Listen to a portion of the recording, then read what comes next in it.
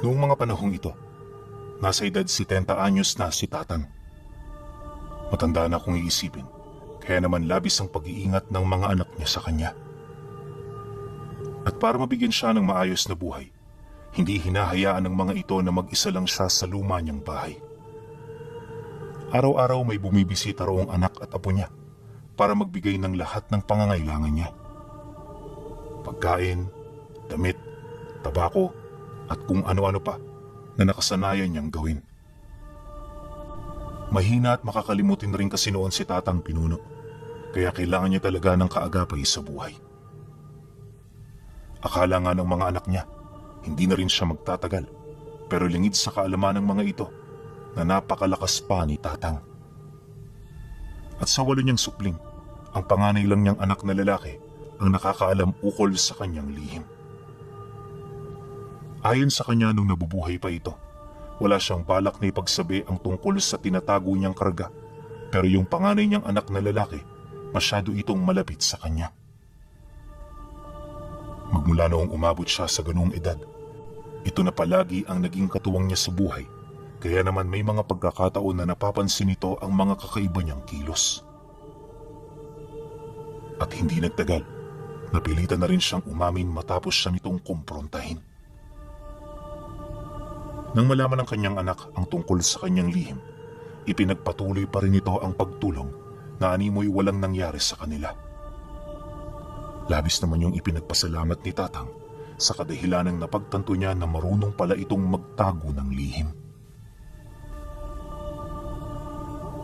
Duman pa ang buwan at taon, palagi nang nakatambay sa lumang bahay nila ang mag-ama. Minsan nga, may mga pagkakataon na tinatanong na ito ng kanyang mga kapatid, pero paulit-ulit itong nagdadahilan dito. Ayon sa panganay niyang anak, nangungulila lang siya sa tatay nila, kaya palagi siya roong pumupunta. Dagdag pa nito na, wala naman siyang trabaho sa mga ganoong panahon, kaya hindi na nila ito dapat pagtuunan ng pansin. Mariin din itong inilahad, walang masama sa pagbisita, dahil ang taong pinupuntahan nila ay hindi iba sa kanila. Matapos naman yung marinig ng mga kapatid nito, hindi na rin yun nangulit pa. At magmula noon, mas nakatambay na ang panganay niya sa bahay niya. Pabor naman yun kay Tatang sa kadahilanang gusto rin niya na meron siyang nakakausap araw-araw. Malakas man kasi ang pangangatawan, hindi niya maipagkakaila na meron nang nagbabago sa kanya. Minsan nalulungkot na lang siya ng walang dahilan. Tapos may mga pagkakataon naman na nagagalit siya sa kanyang sarili. Marahil ay bunga na ito ng kanyang katandaan. Kaya magmula noong naging malapit sa kanya ang panganay niyang anak, unti-unti na itong naibsan. Wala rin itong inaakalang mangyayaring hindi inaasahan, gawa ng alam niyang kontrolado niya ang lahat. Subalit ang hindi inaasahan noon ni Tatang ay yung mga mangyayari sa kanyang anak. 2 araw ang lumipas. Walang paramdamang panganay at apo niya sa bahay nila. Nang mapagtanto niya ang tungkol dito, medyo kinabahan na siya, kaya ang ginawa niya siya naman ang bumisita. Pagdating niya sa bahay ng mga ito, wala roong tao. Nagtanong-tanong na rin siya sa mga kapitbahay, ngunit ang pagkakaalam ng mga ito, 2 araw na umanong hindi umuuwi ang pamilya ng panganay niya. Nabanggit din ng mga ito na noong araw na umalis ang mag-anak, nagmamadali ang mga ito, kaya hindi na nila natanong pa. Akala nila uuwi yun kinahapunan, pero hindi ito nangyari. At magmula noon, wala na silang naging balita. Dagdag pa ng mga ito, hindi na nila ito pinagtuunan ng pansin. Gawa ng unang-una, hindi naman nila ito kapamilya. Nang marinig naman yun ni Tatang, agad itong nagpasalamat sa mga kapitbahay na kanyang napagtanungan. Wala man itong nakuhang sagot ukol sa kinaroroonan ng mga ito. Malakas ang kanyang kutob na makakakuha siya ng kasagutan mula sa iba pa nitong mga kapatid. Hindi nagtagal.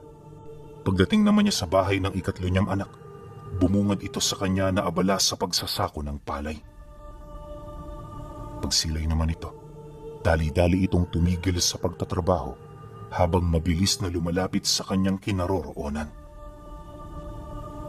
Pagharap nilang dalawa, agad naman yung nagtanong ukol sa pakay niya. Kaya naman nang marinig niya ang sinabi nito, hindi siya nagdalawang isip na ilahad ang tungkol sa pagkawala ng kapatid nito.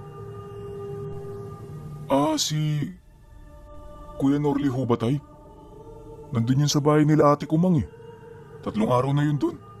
At sa pagkakaalam ko, meron itong pinagtataguang maniningil ng utang. Agarang sagot naman ito sa kanya. Nang marinig niya ang sinabi nito, ora mismo nagpasama siya rito. Yung anak niya kasing si Kumang, alam niya na gumagamit ng aral ng kaliwa.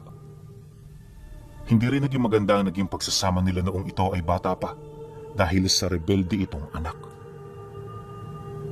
Ang katunayan niyan, ito ang pinakamaagang nabuntis sa kanilang lahat. Ngunit sa kabila nun, hindi ito ikinakahiya ni Tatang. Makailang beses na rin niya itong kinausap ng masinsinan, pero sa kasamaang palad hindi ito sumusunod sa kanyang mga payo. Dahil dito, sa halip na patinuin pa itong si Kumang, nagdesisyon na lamang siyang hayaan ito. Yun din ang rason ng anak niyang yon kung bakit nakatayo ang bahay nito sa lugar na halos napakalayo na sa baryo. Aminado rin siya na wala na siyang ideya ukol sa mga ginagawa nito, buhat sa kawalan niya ng oras para mabisita ang kanyang mga anak na nakabukod na. Habang binabagtas naman nila ang daan, panay ang kanilang naging pag-uusap ukol sa mga bagay na maaaring rason nito kung bakit yun naglihim sa kanya. Sa pagkakaalam niya kasi, matapat ang panganay niya, kaya wala itong magiging dahilan para magtago maliban na lang kung masyado nang mabigat ang pinagdadaanan nito. Dagdag pa niya na, alam niya na merong akmang rason ng anak niyang yon kung bakit yon nagtatago. Ano man ito, kailangan muna nila yung malaman bago ito kumilos. Nang marinig naman yon ng anak niya, tumangulang naman ito habang sumasagot ng, "Kaya nga tay, maski ako nga, nagulat talaga sa ginawa ni Kuya Norly. Di ko sukat akalain na sa dami naming magkakapatid, si ate ko mang pang naisip niyang lapitan. Alam naman naming lahat kung anong uri yun ng tao. Mas lalo pa ngayon nakapag-asawa ito ng mayaman. Naku, sigurado, mas malaki na ngayon ang ulo nun." Dahil sa sinabi nito, minabuti naman ni Tatang na manahimik na lang. Kahit papano kasi, alam niya na hindi siya maaaring tumingin sa iisang istorya lang. Bukod kasi sa wala na siyang ideya sa buhay nito, mataas din ang tsansa na nagbago na ang ugali nito. Pagkaraan pa ng ilang oras na paglalakad, dito na nila nasilayan ang malawak na lupain ni Kumang. Malayo man, kitang-kita na nila ang mga tauhan itong nagtatrabaho sa bukid. Lahat yun merong mga kanya-kanyang gawain upang masigurong maganda ang kalidad ng mga produktong kanilang iaangkat. Matapos naman nilang madaanan ng mga magsasaka, dito na nila narating ang bahay nito. Malaki ang bahay nun, pinuno. At kung ikukumpara sa kanila, halos triple ang laki nito. Meron din yung ikalawang palapag at lahat ng mga anak nito may mga sariling katulong. Karamihan din sa mga anak ni Kumang, di kilala ang lolo nila. Animoy walang panahon ng mga magulang nito na ilahad sa mga anak nila ang mga taong pinagmula ng kanilang mga dugo. Nakakalungkot man itong isipin, hindi na muna niya yon pinagtuunan ng pansin. Basta ang naisip niya, mahanap ang anak niya at ang pamilya nito. Hindi nagtagal, pagharap naman nila sa pintuan ng bahay, dito niya na tinawag ang kanyang anak.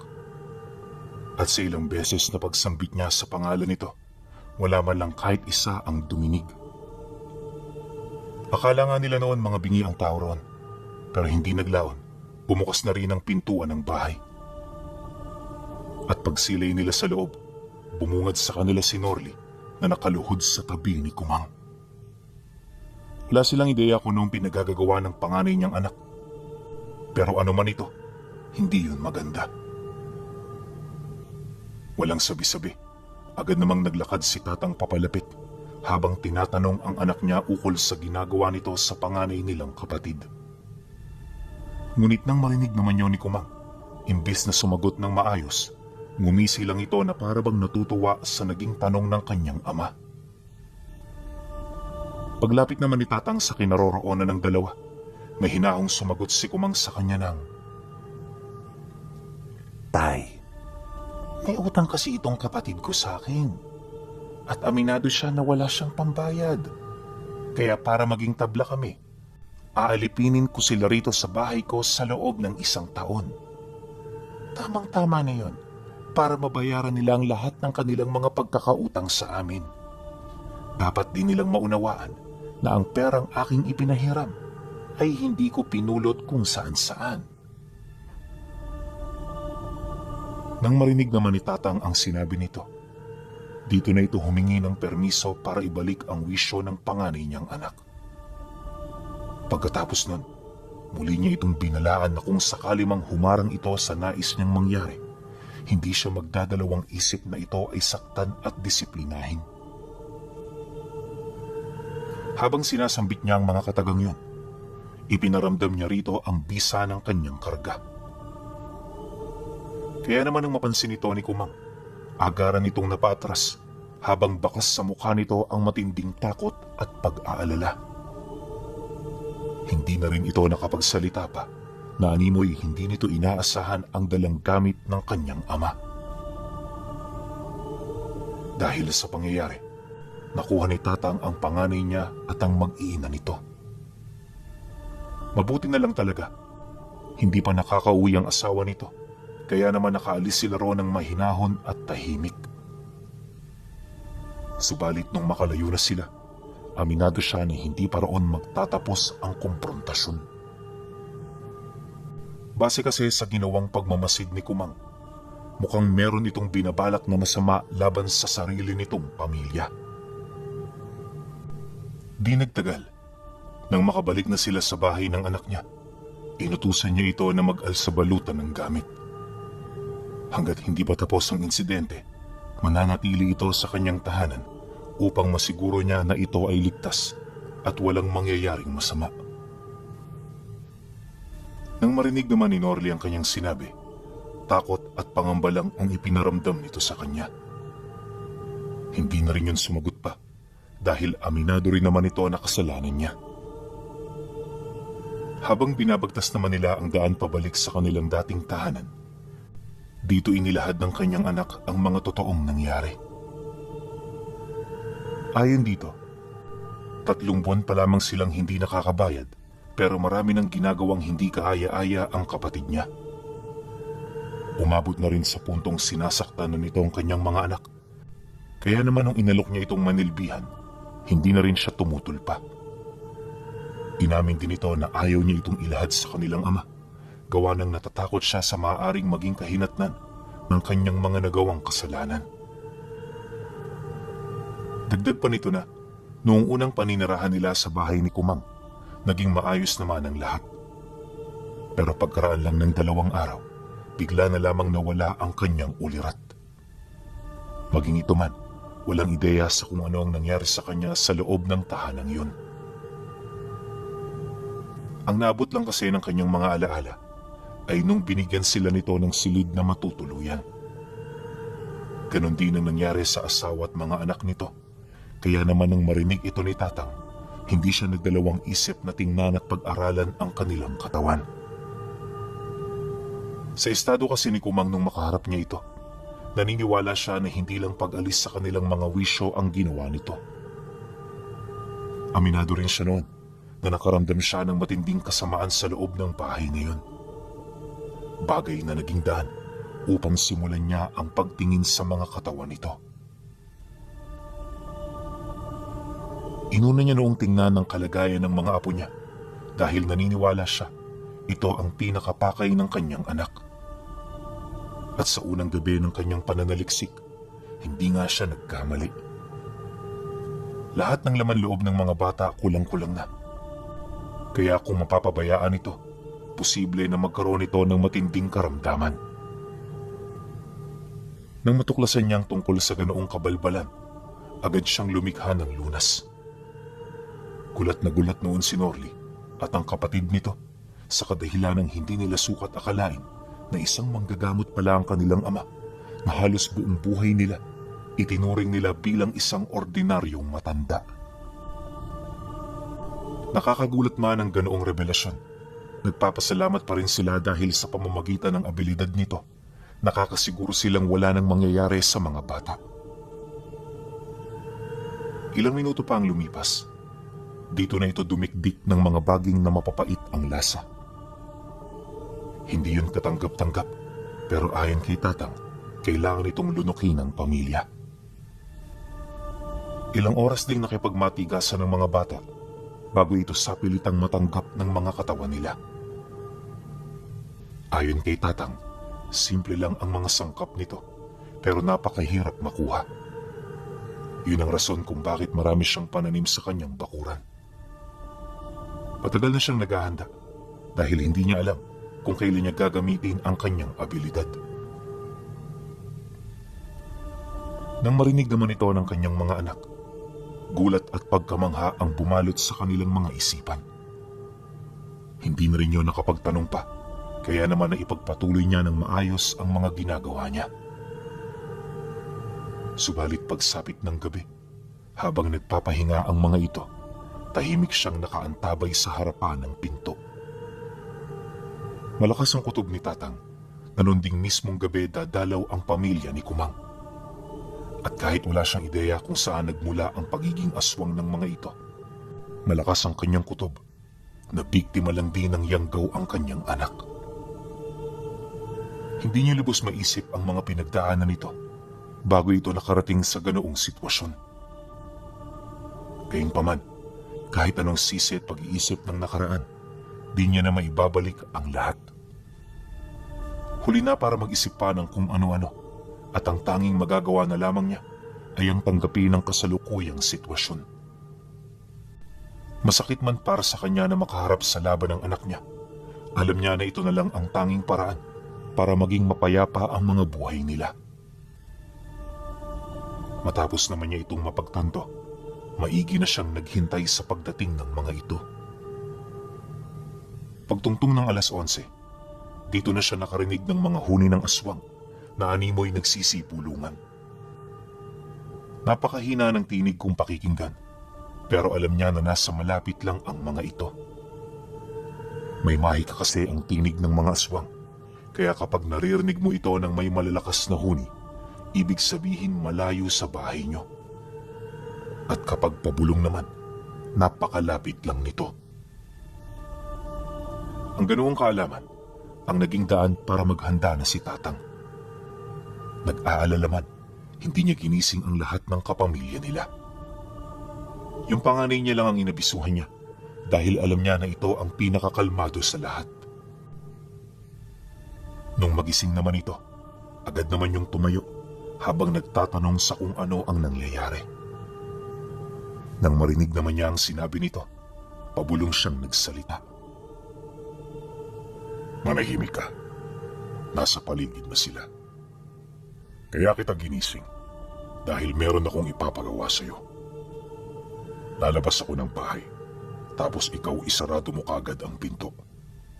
Itrangka mo ng maigi at huwag mo itong bubuksan kapag may kumatok at magsalita na kaboses ko. Hintayin mo na sabihin ko muna ang pangalan na palagi kong itinatawag sa iyo.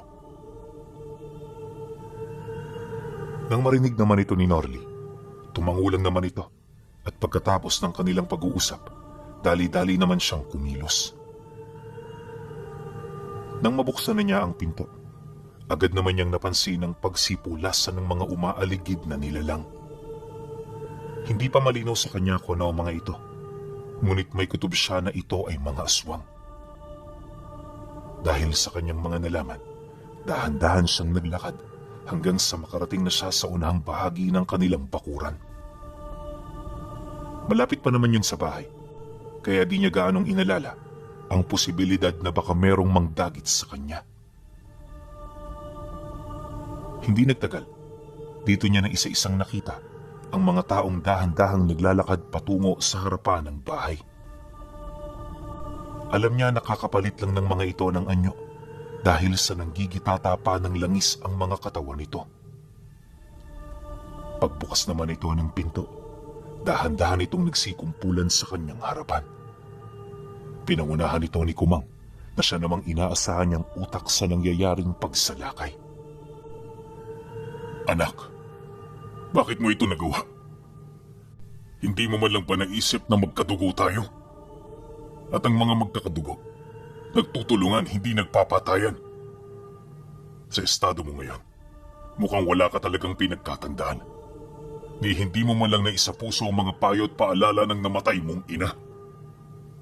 Ikinalulungkot ko na nagkaroon ako ng anak na kagaya mo. Nang marinig naman ni Kumang ang sinabi nito, imbis na makonsensya ito, mumisiyo ng nakakaloko. Yun bang ang ibig nitong ipahiwatig? Wala itong pakialam sa kung ano man ang sabihin ni Tatang sa kanya. Pagsilay naman niya sa ikinilos ng anak niya, hindi na rin siya nagdalawang isip na humugot ng sandata. Matapos niya itong gawin, nakita niya kung papaano umangil ang mga nilalang na kasama nito. Ilang minuto bago magsimula ang laban, binalaan niya si Kumang ukol sa kung ano ang pwedeng mangyari sa oras na magmatigas siya.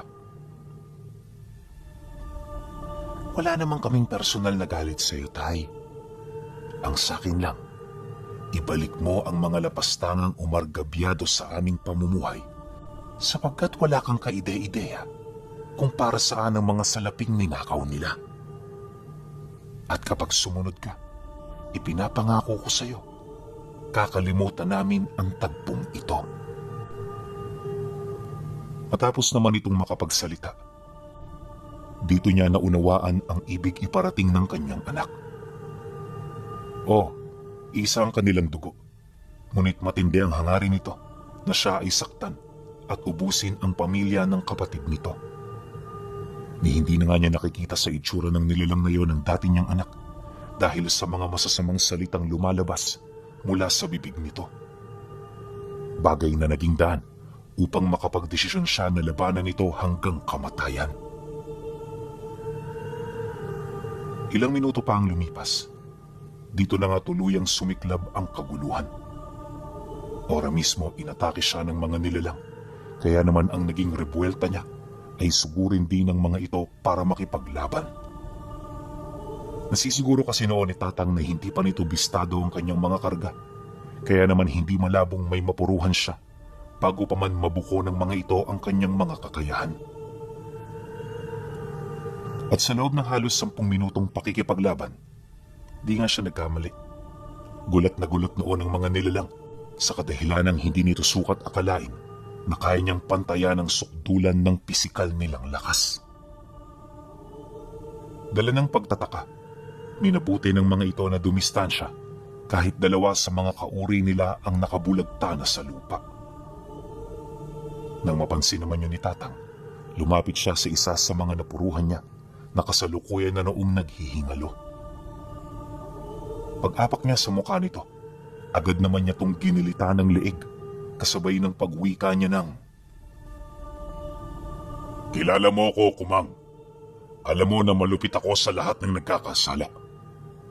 Ngayon, dahil pinagbantaan mo ang buhay ng sarili mong ama, matitikman mo kung gaano kapait ang galit ko sa ibang tao.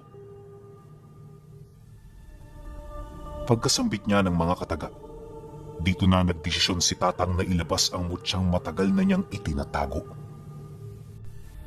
Pagsilay naman ni Kumang napapadukot na ito sa bulsa, agad naman itong pinigilan ng mga kasamahan nitong papasugod na. Ayon dito, hindi sila dapat na magpadalos-dalos dahil sa puntong yun, sigurado siya na seryoso na ang kanyang ama. Mariin din niyang inilahad na hindi ito ang tipo ng taong basta na lang nila aatakihin dahil sa pagkakaroon nito ng likas na talento. Nang marinig naman ng mga kasamahan nito ang kanyang habilin, di naman yun nagdalawang isip na sumunod. Ilang segundo pa ang lumipas, tuluyan na nga nilang nasilayan ang isang maliit na piraso ng basag na salamin. Wala silang ideya kung ano ito. Basta habang patuloy nila itong pinagmamasdan, kapansin-pansin ang asul nitong liwanag. Matapos naman nila itong masilayan, may mga binanggit na buhay na salita itong si Tatang, dahilan para may mumuong tubig di kalayuan kung saan ito nakatayo. At sa isang kisap mata, nagkorte itong kawangis ng mga nilalang na kalaban niya. At nang may sakatuparan niya ang ganoong abilidad, buong tapang niyang binalaan ang lahat ng kanilang mga kalaban. Ayon sa kanya, dito na magsisimula ang pagkaubos ng kanilang uri. Mariin din niyang inilahad na hanggat merong natitirang buhay sa kanila, magpapatuloy ang kanilang mga figura sa pagtunton at paghanap sa kanilang mga pinagtataguan. Mariin din niyang inilahad na ngayong kumpleto na ang kanyang abilidad, wala nang tsansa ang mga nilalang na ito ay mapigilan. Pagkasambit naman niya ng mga katagang yon, agad na nabaling ang kanyang paningin sa mga figura habang pabulong na nagwiwika rito ng, "Patayin niyo lahat. Wala kayong ititira." Pagkasambit niya nito, bigla naman yung nagsiatungal. Walang sabi-sabi, ibinuka nito ang kanilang mga pakpak, sabay sugod sa mga nilalang na iniutos sa kanila para paslangin.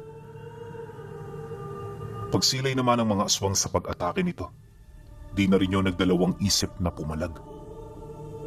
Matindi ang nangyaring sagupaan noong gabi, ngunit habang tumatagal, dito na paunti-unting nararamdaman ng mga nilalang ang mabilis nilang paghina at pagkatalo.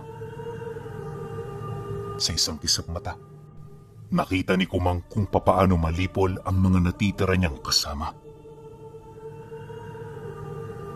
Kalaunan, sa harap ng hindi maiiwasang pagkatalo, nagdesisyon na itong tumakbo para itakas ang kanyang sarili. Alam nito na yun na lamang ang paraan niya para mabuhay, kaya hindi na ito nagdalawang isip pa. Nang mapansin naman ni Tatang ang ginawa nito, agad niyang inutusan ang kanyang nilikha na ito ay sundan. Pagkarinig naman ng mga nilalang sa utos, walang takot nitong sinundan si Kumang hanggang sa mapadpad sila sa isang liblib na lugar, ilang metro ang layo sa baryo. Wala nang katao-tao roon, at kahit malawak ang lupain, alam niya na hindi na siya nito matatakasan pa. Sa sobrang takot kasi na naramdaman nito, hindi na nito napansin ang tungkol sa mga bagat na kanyang inihip sa lupa. Kalahating oras pa ang dumaan, nagulat na lamang itong si Kumang nang mapansin niyang paikot-ikot na lang siya. Yun bang wala nang pag-uusad ang nangyayari sa kanya, kahit anong pagtakbo para lamang makalayo. Dahil sa pangyayari, nagdesisyon na itong tumigil. At pagharap nito sa kanyang likod, dito niya nasilayan ang kanyang ama na galit na nakatitig sa kanya. Sinubukan itong pakiusapan ni Kumang pero huli na ang lahat dahil sa nakapagdesisyon na ito na patayin siya. Walang sabi-sabi, sa kumpas ng kamay nito, agaran siyang sinakmal ng nilalang nakawangis niya. Paulit-ulit siya nitong nilaba hanggang sa mawala na ang buhay sa kanyang katawan. Matapos nun, naglaho na rin ang nilalang ng masilayan nitong isa ng ganap na bangkay, ang kanyang biktima. Pagbalik ng katahimikan sa paligid, imbis na umuwi na itong si Tatang, nagpatuloy ito sa paglalakad patungo sa lugar ng kanyang anak. Nakita kasi nito sa kanyang mutya na meron pang mga natitira, kaya naman bago matapos ang gabi, hinangad niya na wala na dapat matira sa lahi kung saan ito nagmula. Pagsilay niya sa bahay ng kanyang anak, nakita niya ang mga aswang na kasalukuyan noong nagsisikumpulan habang binabalata ng buhay ang mga biktima nito. At sa pagpapatuloy ng kanyang pagmamasid, dito niya nalaman na ang biktima pala ng mga nilalang walang iba kundi ang malalapit na kamag-anak ng mga taong nagtatrabaho sa ilalim ng pudar nila. Matapos naman niya itong makita, agad na namuo sa kanyang puso ang matinding galit. Hindi niya mawari kung ano ang nararamdaman niya noong mga sandaling yun. Pero ang nais niya, burahin ng mga ito sa mundo. Bagay na naging daan upang gamitin ni Tatang ang pinakamalakas na abilidad ng kanyang mutya.